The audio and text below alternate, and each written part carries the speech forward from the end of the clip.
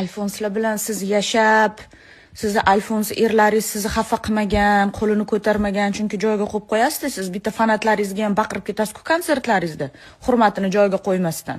Sahnadan baqirishni boshlaysiz, shallaqi xotinga o'xshab. Shunaqangi ayollarni dostoinstvasi haqida gapiryaptimi? Sizni Alfons eringiz sizga ozor bermaganda, boshqalarning eriga o'xshab. Chidamagansiz deysiz anu urushlarga-yu, xiyonatlarga-yu, o'zbek ayollari chidab keladigan narsalarga. O'shaning uchun o'tirib olib ajrashgan ayolni unitaz bilan bir xil debsiz. Sizdagilar gapirmasin bunaqa gaplarni. Eng patxalim, eng anaqangi laganbardor artist O'zbekistonni laganbardor artistisiz siz. Bitta prezidentdan ikkinchi prezidentga paxta qo'yib yuradigan, hozir qaysi bir prezident bo'lsa, o'shani ko'tini yalab yuradigan odamsiz. Erdan ajragan ayoliga hamma osilaveradi. Unitaz o'xshaydi, hamma kelishib ketaveradi, to'pol qilayotganda. Ha, Yulduz opa.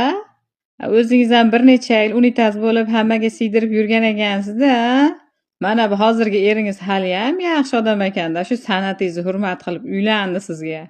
Bo'lmasa yurardingiz hali beri garshok bo'lib, ha?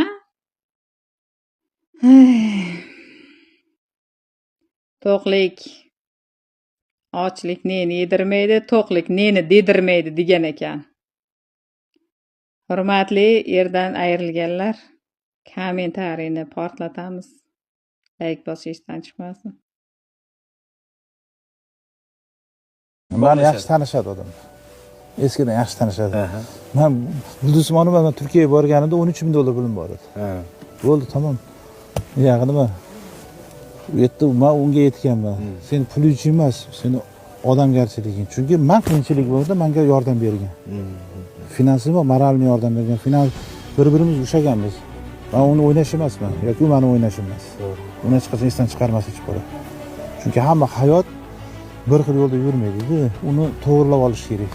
Men boshqasiga o'xshab pressaga chiqmaydigan odam emasman. Pressaga chiqaman, meniki deyman. Bu meniki deyman, bo'ldi. Boshqa narsani tushunmash kerak. Bitta boshqa narsani o'tirib oltirib u odam erini, xotini, ikkita xotini bor, lekin yashiradiganlar. Bizda nima? Mana yashiraman. Meni ota-onam hammasi biladigan narsa. Undan qo'rqadigan joyim o'zim biznesim o'zimga ham yetib ortadi. Shuni bilganim uchun savol beryapman. Menga turchim uni puli. O'zim sadirjanasiga pul yetsin bo'ldi. Puli bor, sadirjanasiga yetsin bo'ldi puli.